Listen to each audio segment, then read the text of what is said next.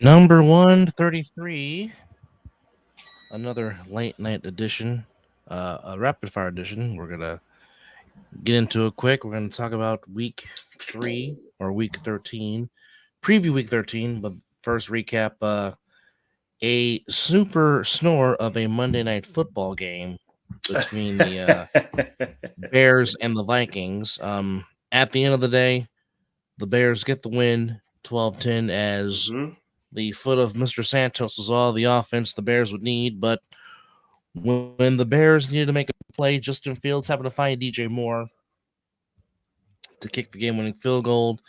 And the Vikings try to play hot potato, but made some 4 laterals. But at the end of the day, Bears get their 4th win of the season. Vikings go to 6-6 as the Lions still hold a 2-game lead over them in the NFC North. And both teams go into their bye week. So when the Vikings and Raiders get together in 2 weeks, they will both be off the bye. And, like I said, it was a super snore of a game. But at the end of the day, the Vikings followed the Bears by a final score of 12-10. Sloppy game, lots of turnovers. It was just sloppy. Hopefully next Monday night's game will be a little bit better than what we saw tonight. Yeah. We'll get a good game. I believe we'll get one. They should flex the Niners and next week they should flex the Niners and Eagles to Monday night. Now that will be a good Monday night game. It would, but I don't think Fox is giving that up for nothing. That's just my 2 cents on it. I mean, Fox has been. I'm shocked they didn't even get a Sunday night game. No. Well, Sunday night they got the Packers and the Chiefs, so I mean, who gives up for it be? Whatever. I'm really interested to see Kermit the Frog again on Sunday Night Football. Stop it. But anyhow, welcome to episode 133. He is Mizzle. I am Dub. He's actually in a...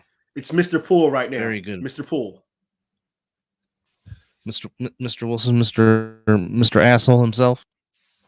Yes. I feel like this shirt was Asshole. Needed because if you look at my my headline,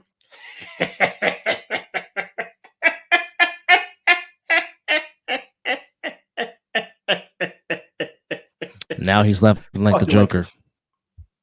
Fuck the Lakers. That was the greatest feeling in the world. Listening to that whole game. That's why I wasn't listening to the football game because I was listening to the Lakers get scraped by my Philadelphia 76ers. Oh, and by the way, the big fella had a triple-double. Yes.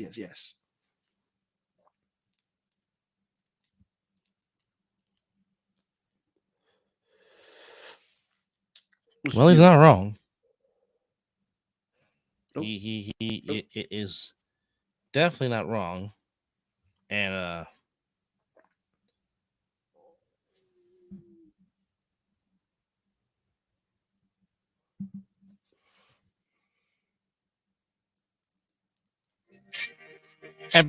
because of that, it's time to play some good old-fashioned Mr. Elton John because that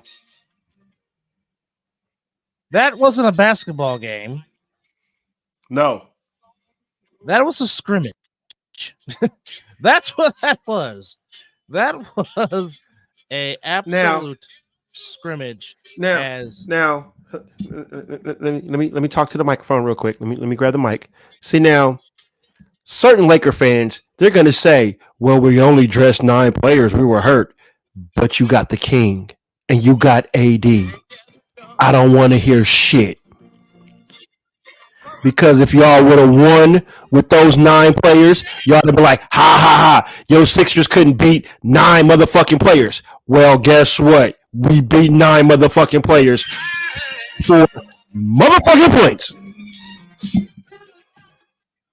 Right at music.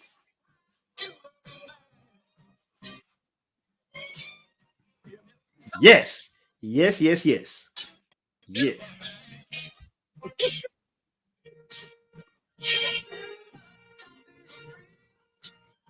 Beautiful. Just beautiful. Just beautiful.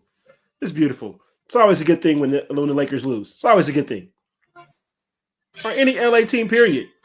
The Clippers lose too. If the Clippers yes, they lost, did to the Nuggets, I believe. Well, let's go. Let's go. Did the walking triple double walk into the building with one? I didn't get the stats on that. Well, that's a good question. Let's pull that up right now, as we thank Sir Elton John for blessing us with his music. So on this Monday, in the association, as mentioned, the 76ers in a scrimmage against the Lakers beat them. Now, listen to what I'm about to say, folks. This is not a misprint. This really was the final score in Philadelphia at the Wells Fargo Center. The Philadelphia 76ers 138.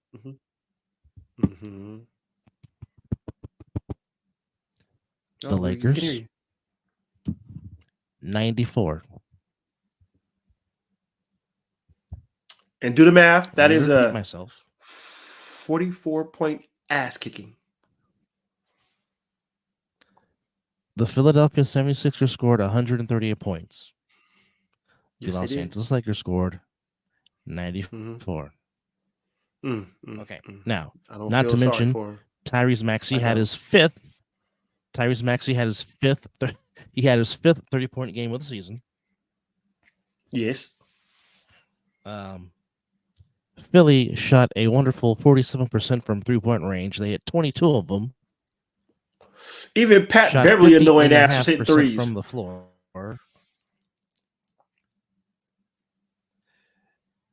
If Pat Beverly is hitting threes, it's grounds for your team to lose. But Philly, here's the key stat though. Philly took care of the ball. They only had 7 turnovers throughout the whole game. Good, because they are 7 turnovers. Prone for turning the ball over. Good. And that's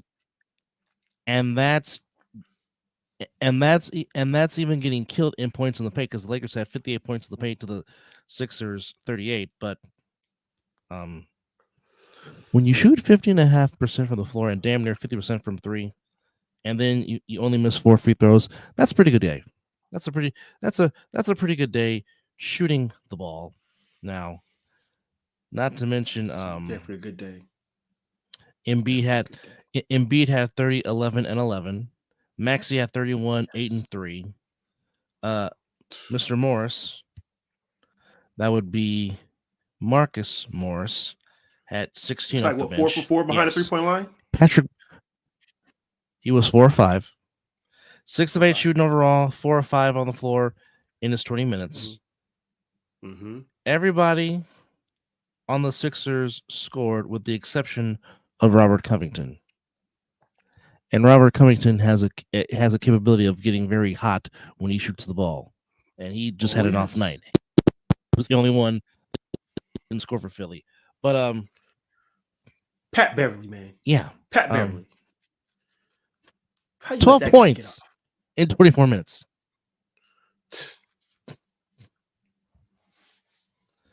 And that's with LeBron setting another record in his career, playing the most minutes in NBA history. And, of course, they're making a big deal, saying that it's the largest deficit he's ever had in a loss. And I'm really like, who cares about all that? Because I surely don't. But this 76er fan cares. Philadelphia beats because Lakers. When they talk about that loss, they're gonna be like, the Sixers whooped that ass. So I care. Yes, I care. That there's a big asterisk. There's going to be look. First of all, the Warriors beat them twice, so I got that. Now, my Sixers hang up his worst loss in his career. I'm winning, man. I'm winning. Smiles over here. All smiles over here. Fuck the Lakers. Fuck LeBron, the basketball player, not the human being. All right. The rest of Monday in the association, the Wizards beat the Pistons 126 to 107. Kyle Kuzma, Slim Shady himself, had a nice 32-point game. Cade Cunningham at 26 to lead the Pistons. But the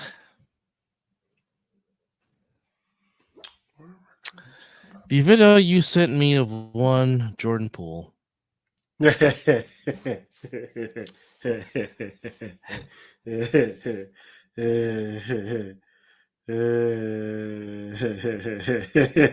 don't know what's happened to him, but he's just become a sideshow. That's all I can say. As the Wizards get their third win of the season, they're 3-14. Pistons 2-15. Somebody Portland game, I guess, goes into Indiana. I guess so. Portland goes into Indiana and shocks the Pacers with a 114-110 victory. As Portland gets their fifth win of the year, Indiana goes to 9-7. Jeremy Grant had 34. Tyrese Halliburton had 33. Excuse me. Yeah. Ever since he was drafted by the Kings, he has been playing his butt off. Portland had 5 guys in double figures. The Pacers had 4 in double figures. Yeah. But good game. Pacers upset by the Blazers 114-110. Jazz beat the Pelicans in a very good game, 114 to 112. And Keontae George, a poster with an emphatic throwdown as the Jazz were wearing the old school purple Pistol Pete's. Oh boy, New Orleans Jazz, as the Jazz go to 6-11, and the Pelicans go to 9-9. Zion had 26 to lead the Pelicans. Brandon Ingram was solid again. He had 25. Jones had 10. Valanciunas had 14. Marshall 14 off the bench. Hawkins with 13 off the bench for the Pelicans. But for the Jazz, very balanced scoring. George Lowe at 19. Clarkson 16. Collins had 12. And Fontecchino, he had 14. Kessler had 14 off the bench. Sexton had 11 off the bench as the Jazz get their 6th win of the year. And the defending world champions, the Nuggets, beat the Clippers 113-104. And remember, it was the second night of a back-to-back for the Nuggets, so the Joker did not play, but Reggie Jackson said, "Hold my beer." The former Clipper led the way. The former Clipper led the way with 35 for the Nuggets, shooting 15 of 19 from the floor, 3 of 4 from three-point range. I think he was determined to play a basketball game against his former team. And here's really the mind-boggling thing. DeAndre Jordan, 21 points, 8 of 11 shooting, with 13 rebounds and 5 assists. DeAndre Jordan. That DeAndre Jordan, yes, had 21 to be the second leading high scorer for the Nuggets as they put up 113. The Clippers, 31 from Kawhi. Zubac had 23. James Harden only had 11. But Terrence Mann only shot the ball 3 times, scored 5 points. Paul George struggled shooting the ball. He was 2 of 13 shooting, 0 for 4 from three-point range. Westbrook had 14 off the bench. Powell had 10 off the bench. Denver goes to 12-6. And the Clippers go to 7-9. So what does this all mean in the standings? Well, overall, if we're talking about standings, in the East, Boston still has the best record in the NBA. They're 13, in the NBA, they're 13-4. Now, I'm just talking about the Eastern Conference. Philly is right there with 12-5. Milwaukee's 12-5. And Mizzle's surprise dark horse pick, the Orlando Magic, are also 12-5, which kudos to Playing them. good They're having a basketball. fantastic start to the season, playing very good basketball. Yeah. Actually, if the playoffs were to start today, the Orlando Magic will be your 2 seed in the Eastern Conference. So your top 6 seeds would be Boston 1, Orlando 2, Milwaukee 3, Philly 4, 5 would be Miami, and 6 would be Indiana. And then if you're counting playing, it would be the Knicks 7, Cleveland 8, Hawks 9th, and the Brooklyn Nets 10. So really, Boy, the Nets just find a way to the hang Bulls, around. yeah, they do. They're scrappy. They're very, very scrappy. Everybody is over 500 in the East, with the exception of Toronto, Chicago, Detroit, Charlotte, and Washington. But Toronto is only 8-9, so No. a lot of competitive balance in the Eastern Conference. In the West, it is the Timberwolves with the best record in the West. They're 12-4. Excuse Thunder, me? yeah, the Minnesota. If the season was to go to the regular playoff format, the Timberwolves would be your number 1 seed. So it'd be Wow. Timberwolves 1, Thunder 2, Denver 3, Phoenix 4th, Dallas would be 5th, 6th would be the Kings, and then Houston, Lakers, Warriors, and Pelicans would be in the play-in tournament. Now, for this in-season tournament crap, for this NBA Cup that's supposed to be taking place in Vegas next month. So here's what we do know so far in this in-season tournament. This so-called group division. We know that the Pacers and the Lakers have clinched their respective groups, with the Pacers being undefeated in group play along with the Lakers. And the Lakers.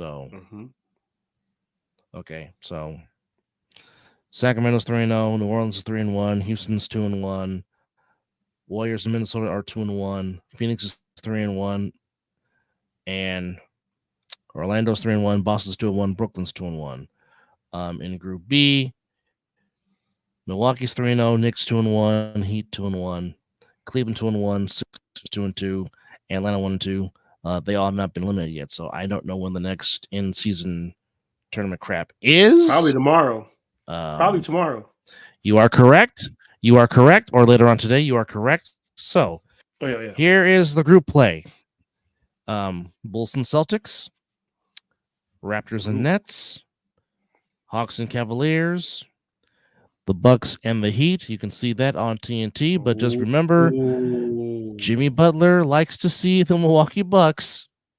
As remember, he put up 56 of them buckets on Milwaukee in the playoffs in Miami last season. Knicks hosting the Hornets at the Mecca. A damn good matchup between the Timberwolves and the Thunder. Yes. And the Rockets and the Mavericks, the Texas battle, and the nightcap, which is also on TNT. Let's go up to I-80 with the Kings and the Warriors. So that is your group play for Tuesday. Oh, that's going to be on today. Nice one. In the I'll be paying attention to that for sure. That will be in the earpiece. Yes, indeed. Yes, indeed. So that is your NBA recap for this day. And just very briefly, before we get into our picks for Week 13, now we know they're in a rebuild. We've been asking this for years, and it's finally happening. But dadgummit, our doggone sorry-ass hockey team that we root for has won 2 in a row, and just want to give them their 15 seconds and be like, you know what? Good job, Sharks. You won 2 in a row. That's all I got to say about that, dadgummit. So kudos to them. Hey, as they if they win another one, they'll get me to say they'll get me to say the famous lines. Winning streak.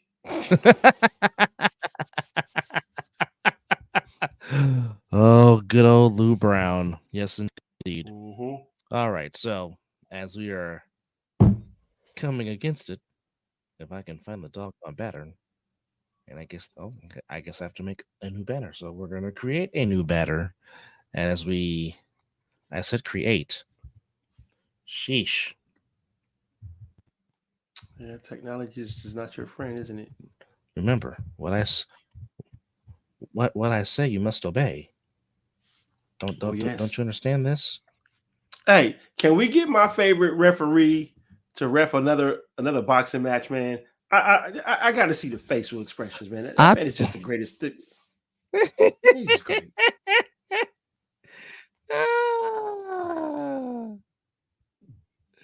I need him in a boxing event soon.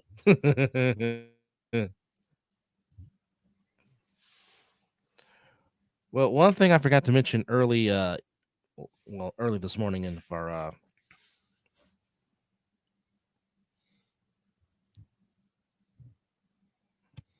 of course, no, that's not the one.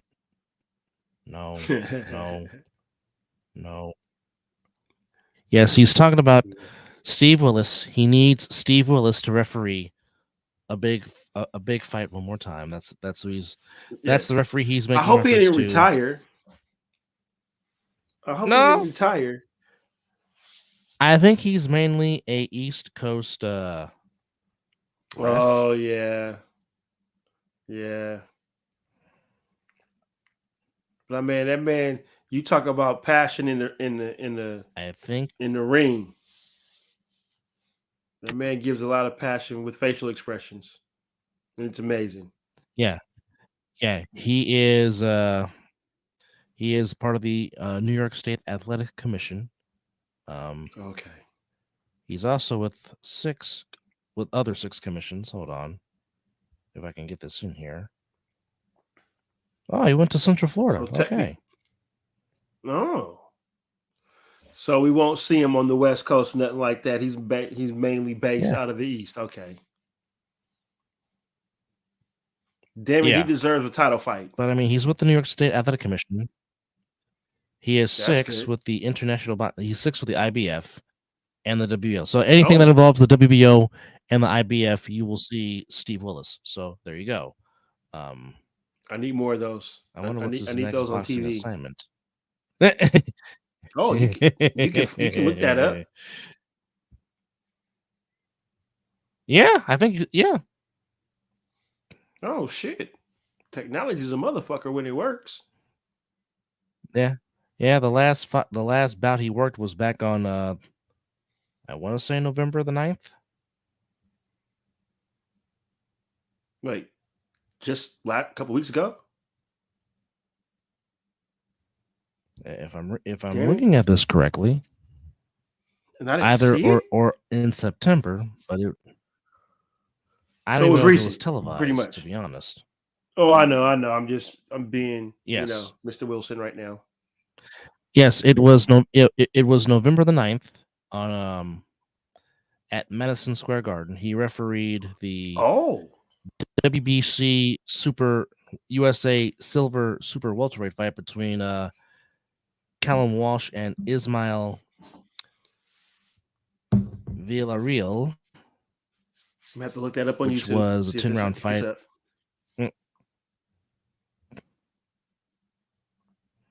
And Max I mean, the DeLuca man is a and great Glenn referee. Feldman referee that fight. But yeah, so Okay. apparently there's going to be some stuff going on between Vasily Lomachenko Yeah, is setting up another chance to get back in the ring again, looking to go up against Kambosos. Don't that'll know be a where the good one. location of that fight may be, but George I'll be at Kambosos work. Jr. Watch. and Vasily. Ooh, they're going to fight in Australia. Okay. So, Wait a minute. this is There's a not until chance I next year could see the anyway. fight. So, You know so, my luck. so, yes. So, as it stands right now, they're in negotiations to collide for the vacant IBF lightweight title. The target date would be April the 14th, which would be the 13th in the US. Remember, the fight would take place in Australia, which, of course, Australia is one day ahead of the United States. So that's what they're looking at So that would be a in Friday terms for of us. trying to I think you said that right. Did you say that? April 3rd. let's see. April 13th, 2024. Let's go to Well, 2024. all boxing events That would happen on be normally on the. Go ahead. yeah. That would the 13th would be on a Saturday. So you are correct. So they're doing the fight Sunday in Australia, and we're gonna watch it Saturday. It would be Sunday in Australia. It would be Saturday airing in the U.S. Yes. So there goes that. All right. So And that's gonna be early too, like a 9 o'clock yeah, ish, yeah. something like that, maybe. Yeah. They would do something like that. That would Well, make me happy. If I work or not, I'll be able to watch it. Well, at least the preliminaries. yeah. That much very would be very much so. Um, also in the sweet science,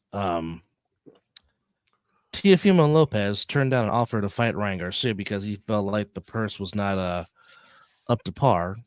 Now maybe they will still get it on. We don't know. Lopez said that he was only offered 1.5 million to fight Garcia, but he was mum on the details. 1.5 of who brought him million. up to do because obviously Teofimo fights under the Top Rank banner, and of course Ryan Garcia is Oscar's boy under the Golden Boy promotion. So there's a lot of back and forth going on between these two. So we will see if the promoters can come together and get something done, or will there be mass shit talking continuing. But we'll see. Now, I don't know if I would do this if I was David Benavidez, but I don't know if I would make that jump to fight Bivol at 175 if you can't fight Canelo. Oof. I don't know if you would. I don't know if you want to go fight Dimitri. Because fighting Dimitri is something totally, totally different. Of course, Dimitri Bivol is the current light heavyweight champion of the world that soundly beat Canelo when Canelo tried to go back up to win another 175 championship, which is, of course, the light heavyweight classification. But nonetheless, what we want, what we need, is we need David Benavidez against Canelo. The fans, I mean, if I'm the fans, I really would pressure Canelo about it, be like, dude, fight him. Come on now. It's the fight we want. It's the fight we need. I mean, if Bud and Don't Spence drag can it get their out. stuff together and finally give us the fight that we wanted, why can't you two do it? Yes. Don't, Yes. I mean, do you know how much money Mexico would spend on tickets just to come watch that fight? Shit. Take over the fucking stadium. I mean, boxing. I mean, boxing fans in general would pay for that fight. Also, learning that Eddie Hearn, who I'm not that big a fan of, but he's hoping per se for the fight between Anthony Joshua and Deontay Wilder for March of next year. This is, of course, according to BoxingScene.com, but he is hoping that Wilder and Joshua will come together. Next month, they're both going to be on the same boxing card in Saudi Arabia. As Joshua's taking on Otto Weiland and Wilder is facing Joseph Parker. So we'll see. Both men in the building. Let's see. We'll see what happens. Man, that's a big undercard. Yeah. With both of them co-headlining it for sure. For that. So yeah, that's money got spent. Damn. Yeah. Whole lot of money. What? But nonetheless, going into week 13, finally the NFL. So here we go. Coming into the standings, Tequila is still kicking my ass. He's got a 90-47 record, and I'm coming in at 82-56. So I'm officially 8 games back. Am I close to 100? I picked up a game, but yeah, you are close to it. Well, you might get over 100 this week if you hit again. All right, so kicking it off Thursday in Arlington, Texas, is the Cowboys and the Seahawks. I really should have poured me, I think, a crown because I need to take a shot because this is gonna Go ahead. hurt me Go to do ahead. this. But I will entertain the people if that's what you want to do. No. Because I got water so I can wash myself out. But I got mine. but But yeah, I know you really do. want to get the but filth no. out.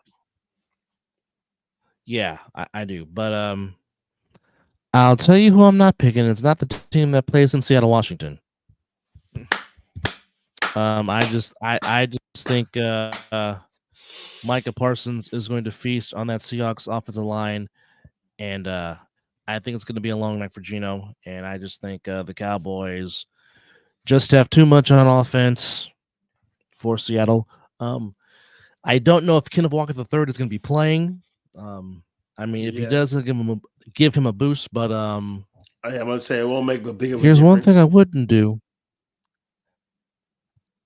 I wouldn't throw to number 26 in the silver and blue of the Cowboys because he's liable to take it back to the house because he's already done it 5 times. And I'm talking about Mr. Bland. But I have the Arlington Cowboys beating the Seattle Seahawks on Thursday night.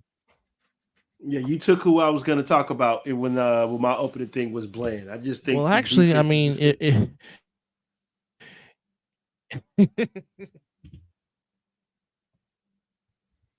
Yeah, I believe. Yeah, just Cowboys. No explanation needed. Just Cowboys.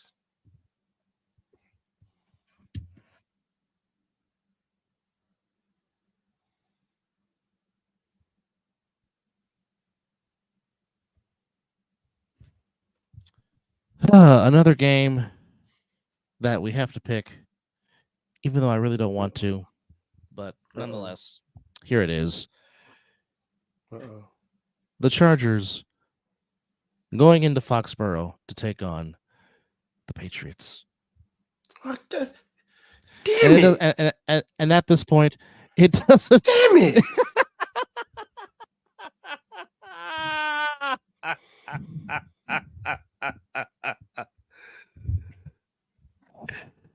I'm reluctantly, and I really do mean the words reluctantly, I am reluctantly picking the Chargers because it doesn't matter who is quarterbacking for the Patriots.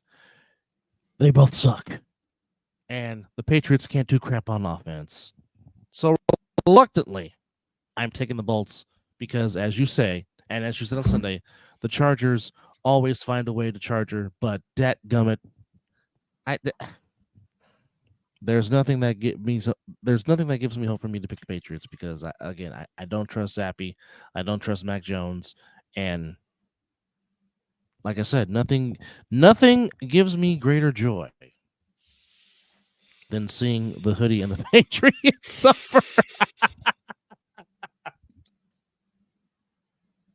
But there's no reason for me to pick the New England.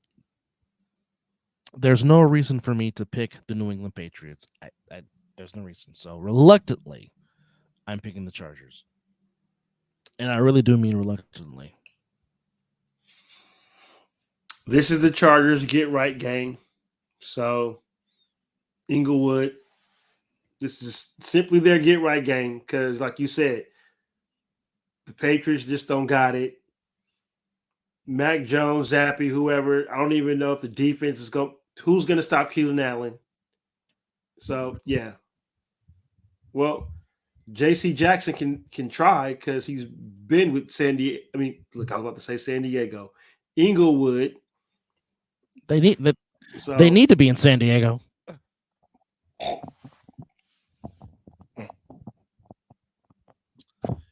The alma mater heading to East Rutherford to take on the Jets. The Falcons in first place in the NFC South. I'm picking the alma mater because it's the Jets, and the Jets don't know who their quarterback is, and they're wasting. Well, the Jets defense is going to show defense that's been balling all year. So the defense is going to show up. Correct. But I I trust just think Desmond Ritter to that make a throw as opposed to Tim Boyle or Zach Wilson. I agree. Caw, caw, caw.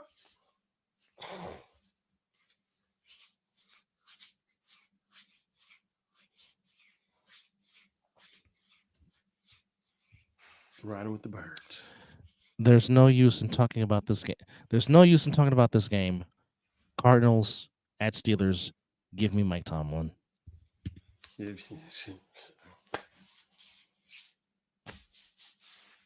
What's the motto? What's the motto? We don't go Of against course, for Mike those Tomlin. don't go against Tomlin. That's the motto. We don't go against Mike Tomlin. I mean, I think the last show we did a whole segment talking about him and the Steelers organization. Yeah, pretty much. Yeah, pretty much. Yeah, episode 132, which is up now on our YouTube page. Yeah, pretty much.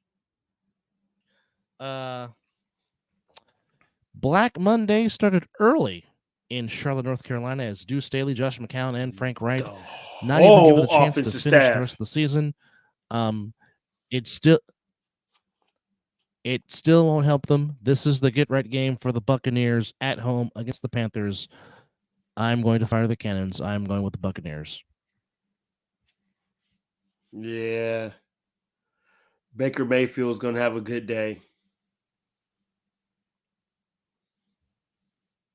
Tampa. That's right. He is going against the team he started last season with. You're right. You are correct.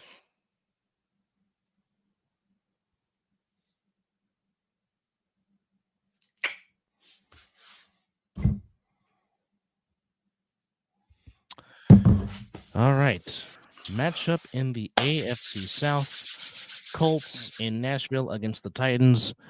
Even though the Titans got on the winning track last week by beating the Panthers, I like where the Colts are going. I'm sticking with the horseshoe. Where's this game played? In Tennessee, in Nashville.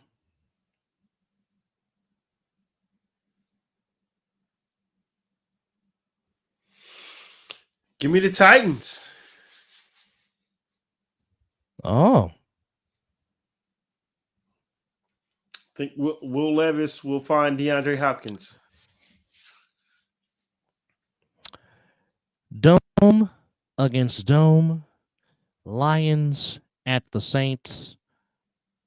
I think the Lions get back on track because, again, I don't know which Derek Carr you're going to get. Give me the Detroit Lions in the Superdome, get back on track, and extend their lead in the NFC North. Yeah, I'm going to write the same thing. I'm going to take the Lions and Dan Campbell. They're going to come in pissed off because they got embarrassed at home on Thanksgiving to where they're not really supposed to lose now. Like back in the day when we were kids, you really didn't pay attention to when the Lions played on Thanksgiving because whoever they were playing was about to just dog walk them. It wasn't even competitive. But now with this team, the only thing you watch was see what would Barry Sanders do. Yeah, Barry Sanders. Yep, that was the only reason why you watched last. Or Herman Moore. What was Barry? Or Barry Sanders, Herman Moore, Calvin Johnson. You got pretty much Herman Moore. Another wide receiver that does not get enough talk. Herman Moore was a fantastic wide receiver. If you don't know who Herman Moore is, go watch NFL films. Why you think Herman Moore could catch? My God! It was Herman Moore before Calvin Johnson. just know that. Well, if you know, you know. Yeah. Correct. I mean, I've been kicking around since the 80s. That is a factual statement. But no, facts. All right. But yeah, I'm rocking the Lions on this game though. No use to talk about this game. No use of talking about this game. Dolphins in Landover against the Commies. Give me the fish.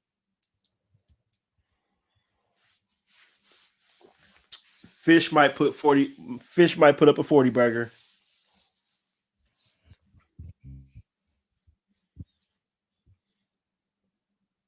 Give me the fins. Now this one. Uh-oh. This one is really, really a tough one to call.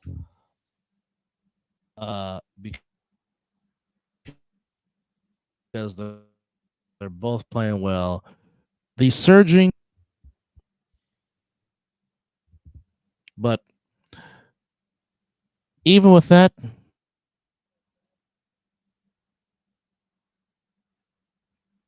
I still think the Texans find a way. The winning streak of the Broncos. I think they will come back focused. I think they can match wits. And like I said, even though the Broncos won against the Browns, do not hit football. Can get after us. And like I said, CJ Stroud is still playing with confidence. I'm rolling with the Texans, as the Texans are at home to bounce back against Denver. Do I even got to give you my pick? I know who you're not picking. I know who you're not picking. I know you're not. I know who you're not picking. I'm not picking the Elways. I'll just, as you would say when playing down. I'll just do. I'll just do what you do in dominoes, but pick a pick.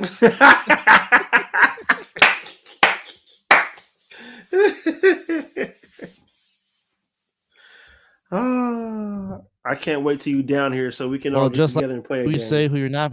Just like you say who you're. Just like you say, you know who I'm not picking.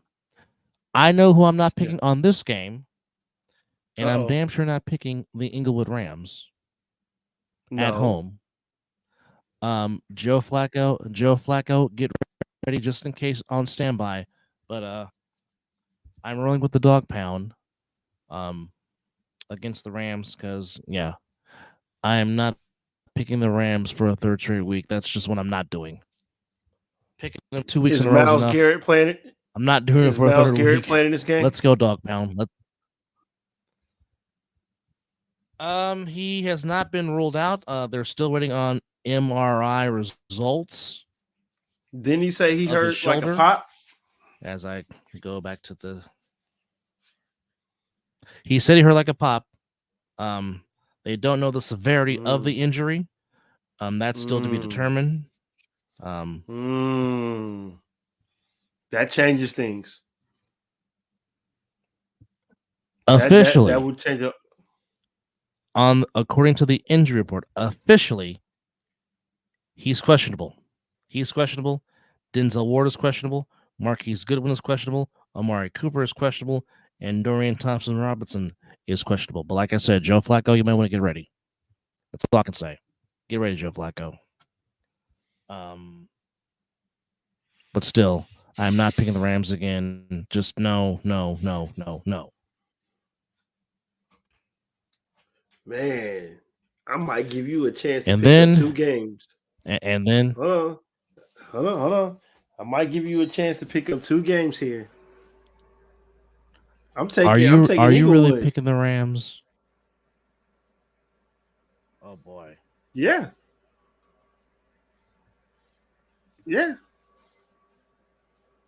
I have no dog in that choice. Well, like I don't really give a damn. I don't give a damn who wins the game. Yeah.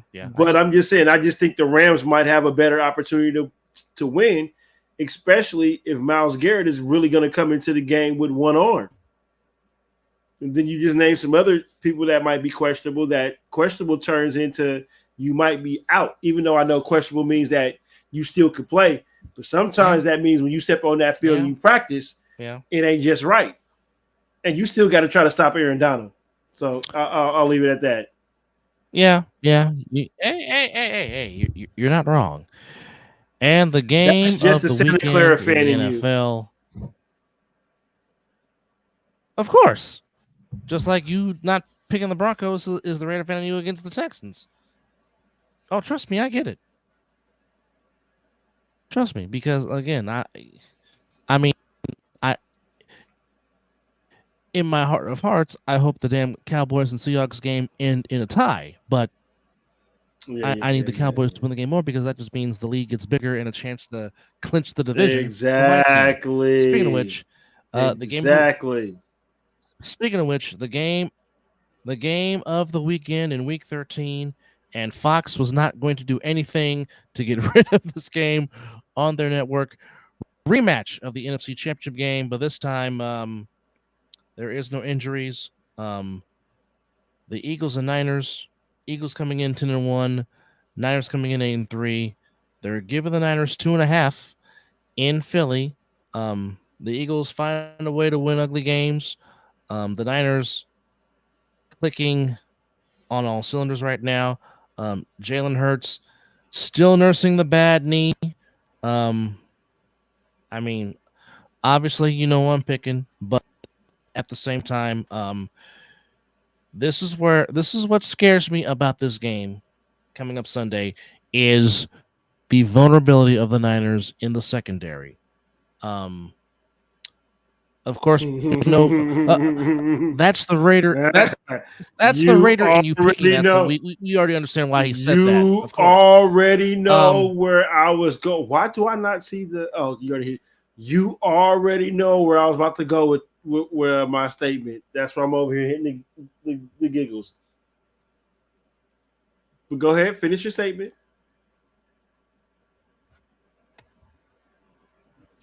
No, I'm just saying that's the one thing that scares me about this game is the secondary, and if Hurts can throw the ball deep to Brown and Devontae Smith, because again, there's no Talanoa Hufanga. He's out for the year. I mean, yes, Tre'Davious Ward had a very good game shutting out DK Metcalf. Can you do that against AJ Brown? Can you do that against Devontae Smith? And by the way, there's still Julio Jones out there that who can grab stuff at any time.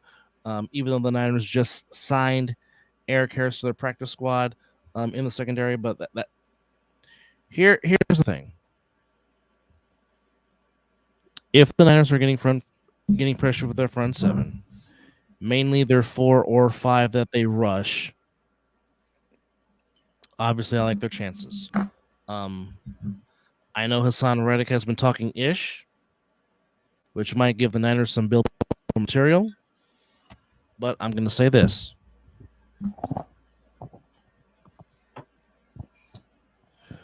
To you, the 49er faithful, that are going to be attending this game in Philadelphia, Pennsylvania at Lincoln Financial Field, the site of WrestleMania 40 next year, hear me and hear me loud and clear. By all means, and by all costs, don't you dare touch the damn Rocky Balboa statue. Leave it alone. If you want to take pictures, somebody already took a picture, bro. Fine. You just don't know it. Then it's already not a fan. It's already a fan that took a picture already. You can take a picture, but don't you dare. You know what picture I'm talking about. Don't you dare put no paraphernalia of clothing on that damn statue. If you know what's good for you, if you know what's good for your health, shut up, damn it. No. Niner fans that are in Philadelphia, stay away from Balboa. Do not put anything on Balboa. Don't stop it. Stop it. Stop it, damn it. They did it in the playoffs. So what makes you think they ain't gonna do it again? Well, I hope they learn their freaking lesson because of that, 2 quarterbacks got knocked out and it became the body bag game. So hopefully, I would hope that they're not that damn stupid. Now again, stupid is as stupid does, as Forrest Gump once said, but hopefully they learn their doggone lesson in that. but I could be wrong because again, people really like to do stupid things in the 21st century. However, if the Niners play their game, they stand a very good chance to go into Philadelphia with the upset. But it definitely will not be easy because you got to contain the run game. You got to contain Hurts, bad knee and all. You can't let him throw deep, and you can't let DeAndre Swift and Gainwell get going in the run game. And of course, at all costs, you've got to know where number 7 in green is because Hassan Reddick was a force the last time they played in the title championship game. But of course, I'm picking my team because why would I not pick my team? That's like saying I don't trust them. Floor is Well, yours, how sir. you just broke down what the Eagles would do. I thought you was about to change your pick to the Eagles. But I know you were just being who you are and breaking it down. This was a pretty much of a tough one for me. Honestly, it's almost like I want to kind of stay even kill and be like, hey, pick the Niners because if you lose, I it doesn't matter, like a strategy. But I think I'm comfortable Well, enough to do this because I've already given you 2 chances to try to catch up, you know. And I'm not gonna pick this game as you know how I already feel about your organization, straight up and down. But that's not where I'm going with this pick for probably the first time that we've done this, that I haven't been kind of like a hater. But I'm gonna go with the Eagles. I'm picking the Eagles just for the simple fact of the matter of I think DeAndre Swift is gonna have a big game, and he's gonna make it slightly easy for Jalen Hurts. And I don't think you guys are gonna stop AJ Brown or Devontae Smith. I think they're just gonna. I mean,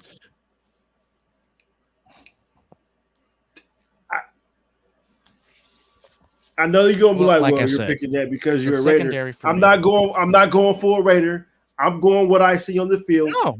You guys are gonna you guys are gonna get to I'm Jalen not Hurts. saying that. You will get the Jalen Hurts, but seeing what he did with the Bills, and I know the Bills are not the Niners. That's not where I'm going at, but they were losing to the Bills, and they climbed their way back into that game and got into overtime to win it. You know, Correct. so I just the only thing I'm hoping for. Ooh, it's gonna be a good one though. Here's the only thing I'm hoping for. If the Niners lose fair and square, I can live with that.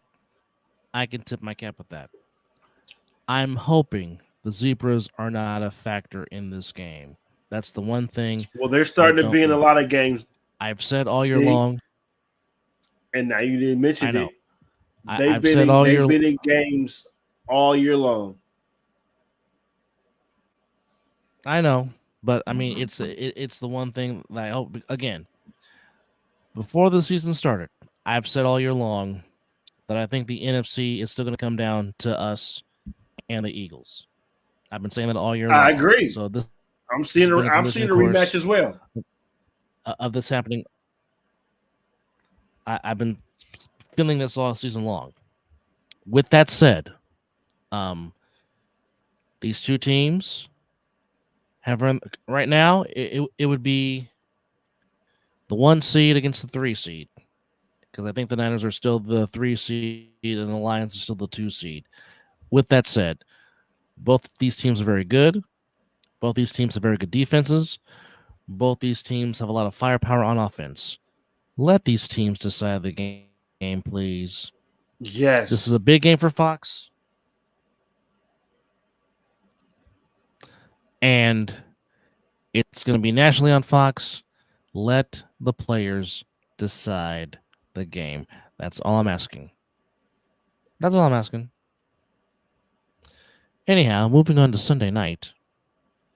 It is the rematch of Super Bowl I on the first. Well, we don't know if the tundra is going to be frozen, but it is the Packers coming It's off a big always going to win be called the frozen tundra. against the Lions on Even when it's not Thanksgiving. frozen, it's the frozen I know. tundra. It's the Chiefs and the Packers. And you know what? Here's my upset special. I'm rolling with the Chiefs. I think the Packers might summon the ghosts of Lambeau's past and beat the and beat the Chiefs. I'm going on a limb. I'm picking the Green Bay Packers.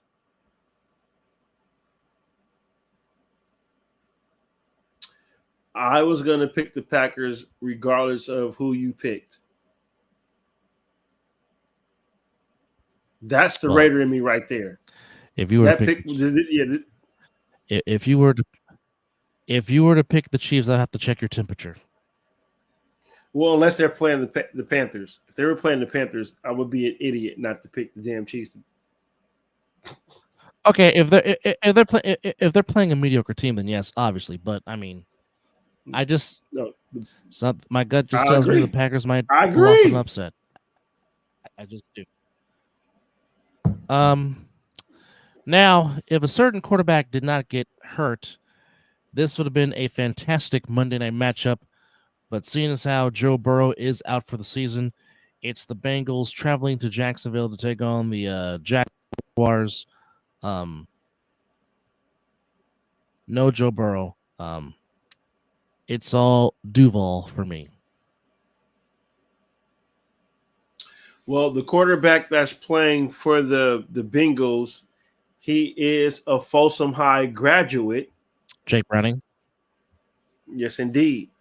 And one of the offensive tackles that is also on the Eagles, for the Bengals, is a Folsom High graduate. Not saying that I'm saying that to pick that I'm picking the Bengals. I was just trying to give them their little credit. But yeah, I'm not picking the Bengals.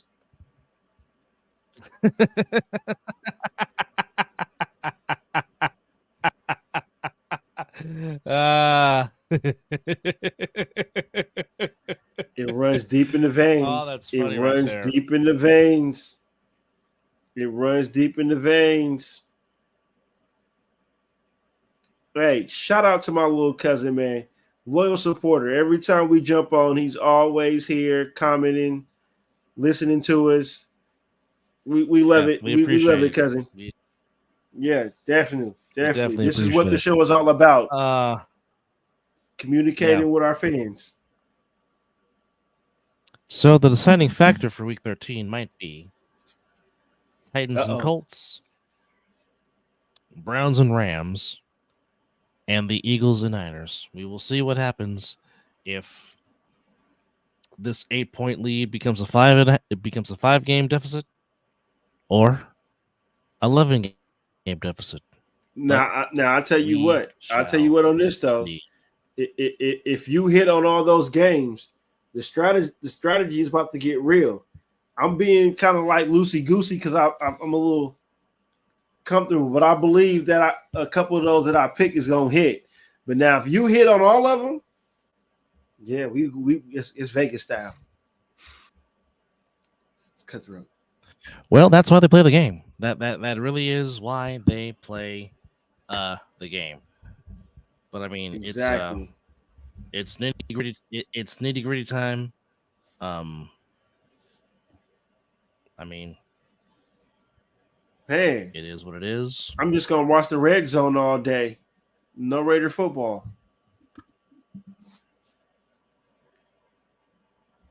Oh, you took it away. I already put it there. Well, we trying to get there. We no. Oh, damn it! Stop it! I mean, we're trying to get there. Damn it! Okay. That's not me. That's fucking technology. But I mean, we're trying to get there. That's why we do this. We're trying to get there. We're trying to get there, like Uncle Tony and Uncle Wilbon. Well, your uncle played a big part in that because a lot of it came from him in his prime. So you have to credit your uncle for that. So he gets all the credit. which I've always said he needed to be a stand-up comedian. No, I just gotta find a way to get And him I still on say here that, for but now like he 5 minutes. I need to get him on here for like 5 minutes. And and if I get him on, I'm gonna be like, look, this is our show. Say what the hell what you want to say. Because we all know we've been around that man. He is hilarious when he wants to be. So I gotta find a way to get him on.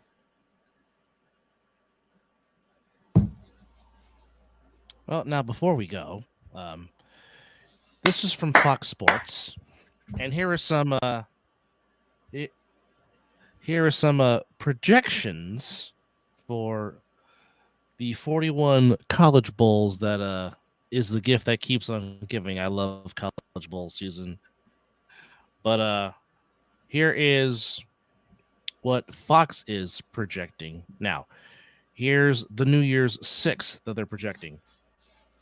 The Cotton Bowl on December 29th, they're projecting Missouri against Penn State. The Peach Bowl, they're predicting Tulane against your Florida State Seminoles. The Orange Bowl, Somebody say it again. Say it again. Projecting Louisville against Ohio that? State. The Peach Bowl on December 3rd, they're projecting Tulane against your beloved Florida State Seminoles. Oh, so they don't even have us in the college playoffs. Florida State's going to lose to Louisville in the ACC championship game. See, I told you I already felt. Now, you see now. Yep. I'm about to be pissed.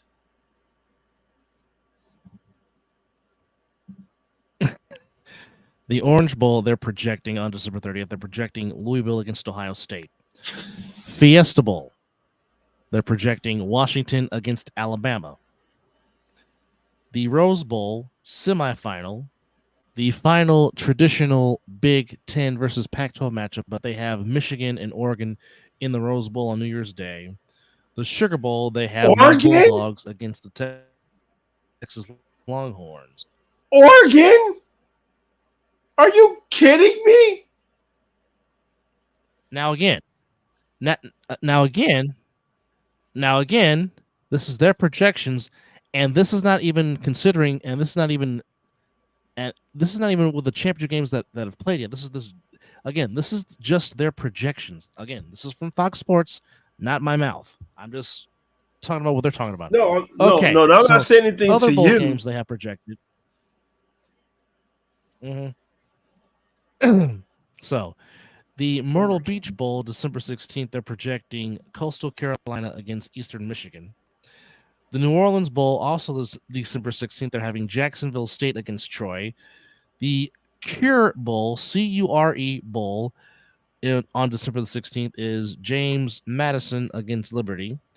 The New Mexico Bowl, also on December the 16th, they're projecting Air Force against New Mexico State.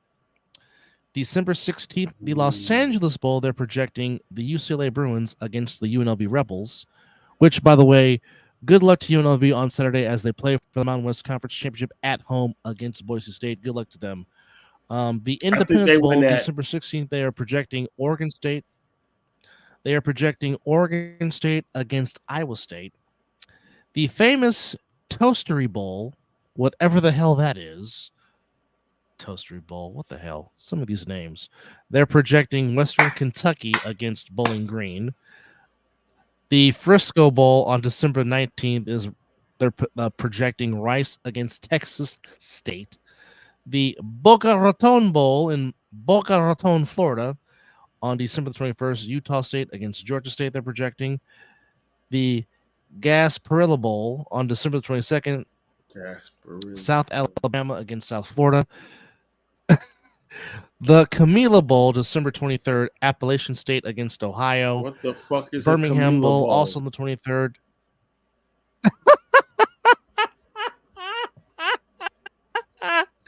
They're projecting in the Birmingham Bowl, Syracuse against Louisiana. Armed Forces Bowl, December 23rd, they're projecting Wyoming against Old Dominion. The Idaho Potato Bowl. What you know about the GoDaddy Bowl? They used to cousin? have that, actually, believe it or not. They The way that's what I'm actually saying. used to have that. Max, I'm believe like, it or what my not. little cousin know about the GoDaddy Bowl? The Idaho Potato Bowl, also on the 23rd, is pitting Boise State against Toledo. Of course, that's the bowl game on the Smurf turf. So basically, it would be a home game for Boise Smurf State. turf, Of course.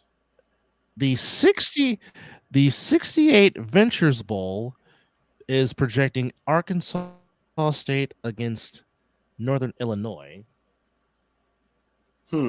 Yeah, it's been gone for a minute. The Las Vegas Bowl on December 23rd. Ugh. Wait, the Las Vegas Bowl, what's that? The Las Vegas Bowl on December. It is pending, or it's on December 23rd. They are projecting. Hold on a second. I'm finishing up the show. I will call you right back. Yes. Yes, this is what happens when you do a live show. Your phone might ring. Okay, so the Las Vegas Bowl is projecting USC against Maryland. Why would I want to watch that? I'm hoping for a better matchup because, I'm hoping for a better matchup because I don't want to go there to Legion Stadium and watch USC. Fuck no. I already suffered through one USC Bowl watching them beat Fresno State at Old Sam Boyd Stadium. I don't want to see USC again. All right. The Hawaii Bowl, also December 23rd. Projecting is Memphis against San Jose State. Go Sparty if that happens. The Quick Lane Bowl, December 26th. Minnesota versus Marshall. It used to be the AutoZone Independence Bowl. That was AutoZone sponsor for a long time. The First Responders Bowl, December 26th, Texas Tech against Georgia Southern. The Guarantee Bowl, project Kansas Northwestern. The Military Bowl on December 27th, Virginia Tech and SMU. The Mayo Bowl. Wait, whoa. Time out. How you have a military bowl and you don't have not a near military organization in the goddamn bowl? That is a slap in the face. How you don't have the military bowl? One of my Well, that's because they got Air Force projected to be in, the New Mexico Bowl. All right. One of my all-time favorite bowl games, the Holiday Bowl, and a pretty doggone good matchup in San Diego. They're projecting Utah versus Clemson. The Texas Bowl. Yeah. That would be a good Holiday Bowl matchup. The Texas Bowl on December the 27th, West Virginia against Texas A&M. Fenway Bowl, Boston College against Texas San Antonio, which of course that takes place at Fenway Park. The Pinstripe Bowl, which takes place at Yankee Stadium. Well, Army and Army. Well, I think Army is trying to. I think Army is bowl eligible, and Navy's trying to get bowl eligible. So, and plus that should be your military bowl. Army and Navy.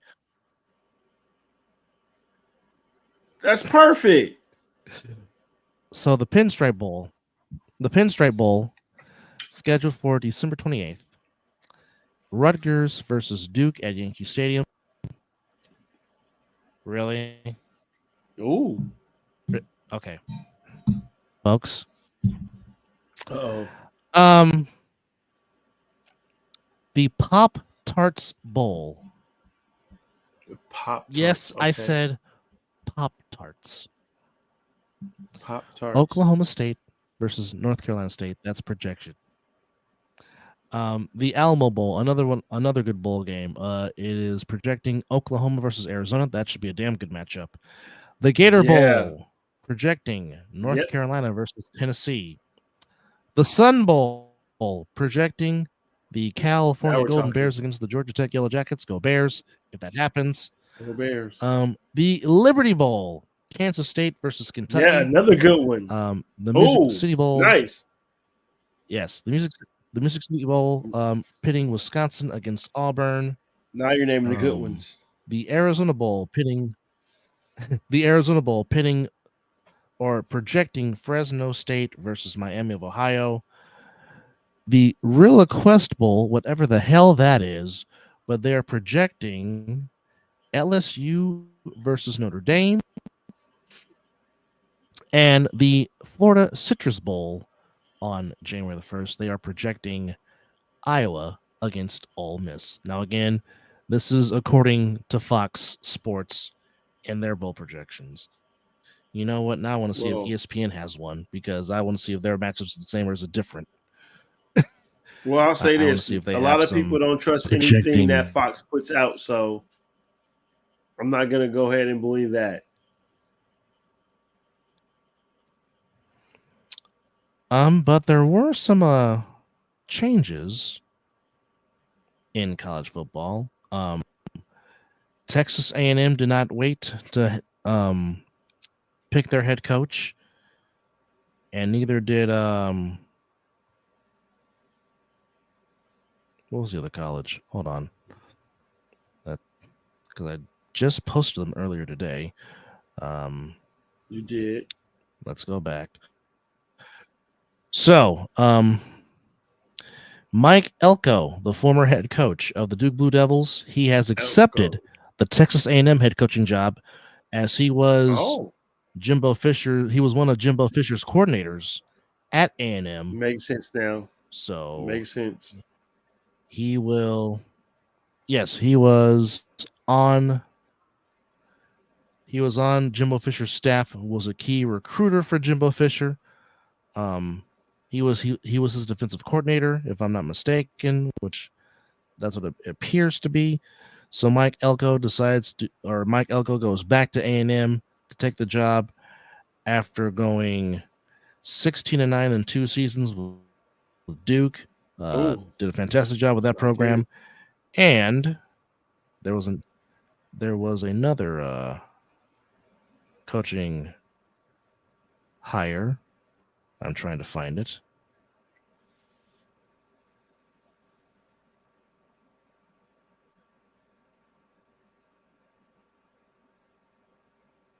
A lot of firings. But supposedly Stoops is going to stay at Kentucky. Oklahoma's offensive coordinator, Jeff Libby, is now taking the Mississippi State job. So those are your two coaches accepting jobs. In addition to that,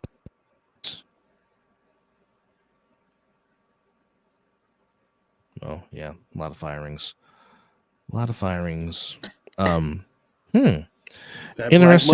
Interesting thing out of the U. Yeah, it is. Tyler Van Dyke is going to enter the transfer portal. And he'll be playing his final season elsewhere other than Miami. Interesting. Very, very, very interesting.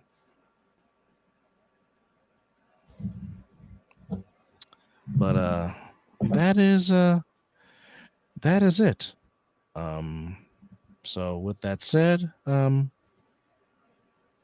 we thank you for watching episode 133 of the Mizzle Dub Show. So don't forget to check out our friends, the All Pro Jaffos, Country K and JP, on their channel. Of course, don't forget Wednesdays, A7FL, as we're kicking fall brawl starting next Sunday. So I'll actually be doing a game while watching my team play the Eagles.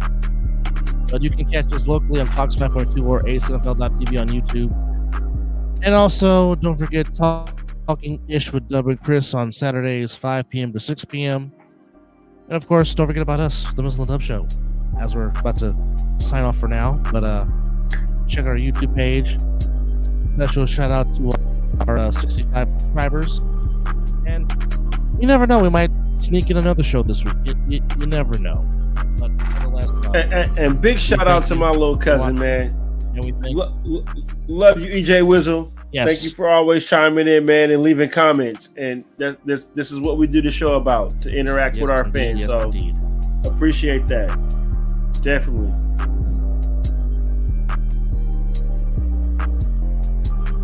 But nonetheless, for Mizzle, I'm done. It's 12 o'clock. And you've been watching Damn where. the Mizzle Dub Show. Yes, sir. Yes, sir. Yes, sir. Yes, sir. Another great one.